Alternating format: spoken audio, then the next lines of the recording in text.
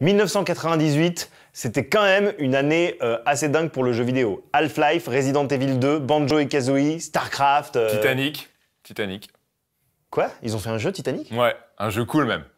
Titanic, cool. Oh non, meurs. Oh là là là là là là, meurs tout de suite. Souffre.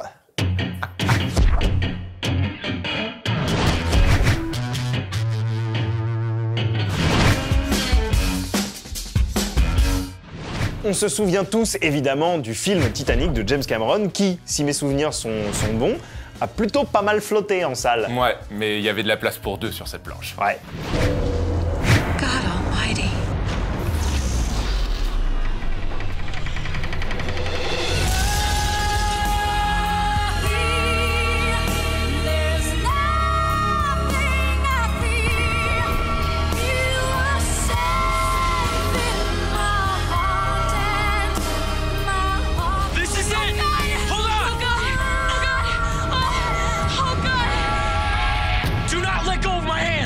Mais on se souvient moins bien, voire pas du tout, du jeu Titanic. C'est pas un jeu dérivé du film, non, mais étroitement lié quand même.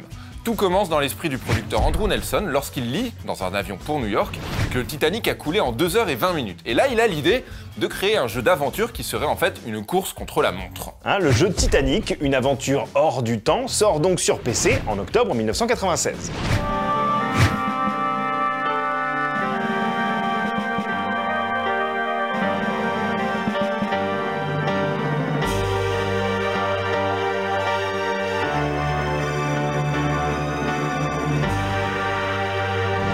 Un point and click développé par Cyberflix qui se vend très bien dès sa sortie puisqu'il s'en écoule 100 000 copies en quelques semaines seulement. Ça marche très bien, mais c'est réellement après la sortie du film de Cameron que le jeu se fait un nom. Sans blague. Cyberflix le ressort, joue sur la confusion. Non, il n'y a pas de Jack et de Rose dans le jeu.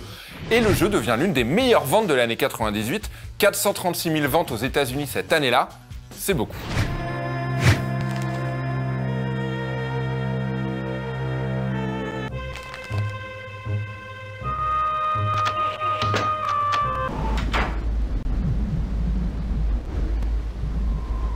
Alors, est-ce qu'on vous conseille en 2018 d'y jouer ou d'y rejouer? Eh ben oui, car ça vieillit pas mal et même très bien, c'est vaste, bien réalisé, on aime beaucoup l'effet animation photo qui donne des visages très particuliers aux protagonistes aussi, regardez. Je dois m'enfuir, je dois partir dans un des canaux. Encore une fois, je dois vous demander votre aide. Et sinon, en 98, il y avait aussi le jeu vidéo Le 5e élément. Ouais.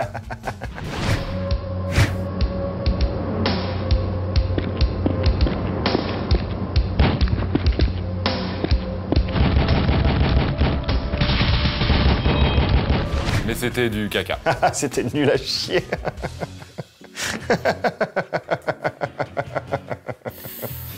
Ben voilà.